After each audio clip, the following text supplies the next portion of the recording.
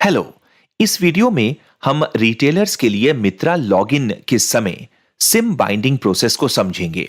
हम QR scanning के माध्यम से तेज पोर्टल पर नए डिवाइस रजिस्ट्रेशन के लिए नए फ्लो को भी समझेंगे।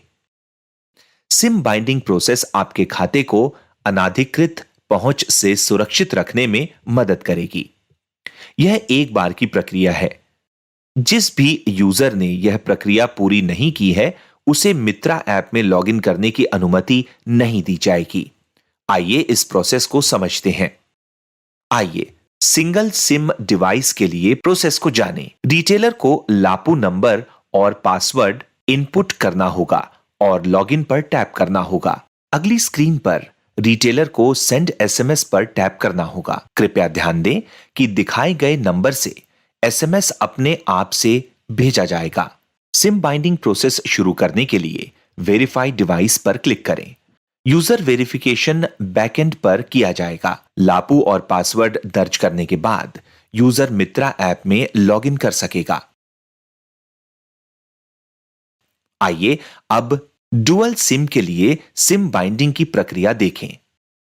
रिटेलर द्वारा लापू नंबर और पासवर्ड डालने के बाद उसे सिम चुनने का ऑप्शन मिलेगा। रिटेलर को दिखाए गए नंबर से जुड़े सिम का चयन करना होगा और सेंड एसएमएस पर टैप करना होगा। चुने गए सिम से एक एसएमएस जाएगा। कृपया ध्यान दें, यहां रिटेलर को बैक बटन नहीं दबाना चाहिए या ऐप बंद नहीं करना चाहिए।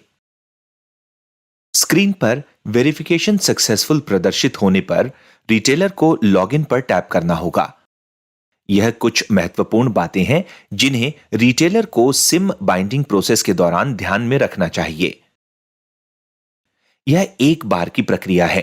कृपया आगे बढ़ने से पहले सुनिश्चित करें कि डिवाइस में एक सिम कार्ड डाला गया है।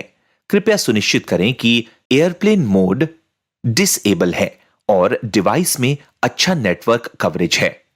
कृपया मित्रा ऐप को एसएमएस देखने और भेजने की अनुमति दें। कृपया सुनिश्चित करें कि एसएमएस भेजने के लिए सिम में पर्याप्त बैलेंस है। प्रोसेस के दौरान बैक न दबाएं या ऐप बंद ना करें। मैसेज भेजने से पहले एसएमएस को न बदलें।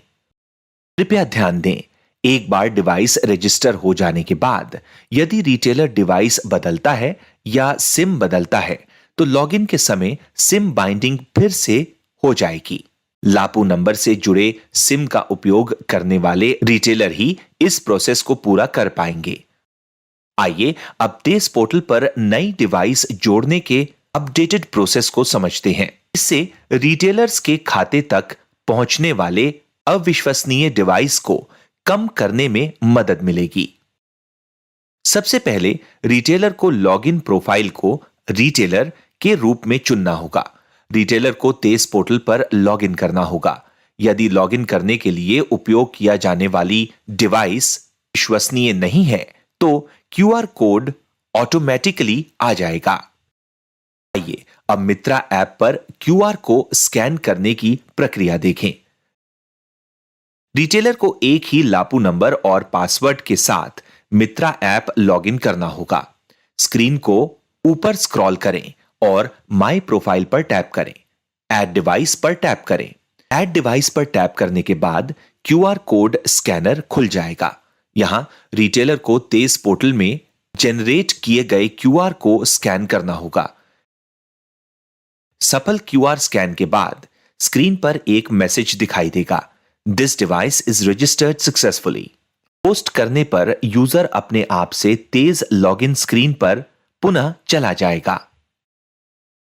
कृपया ध्यान दें, यह एक बार की प्रक्रिया है।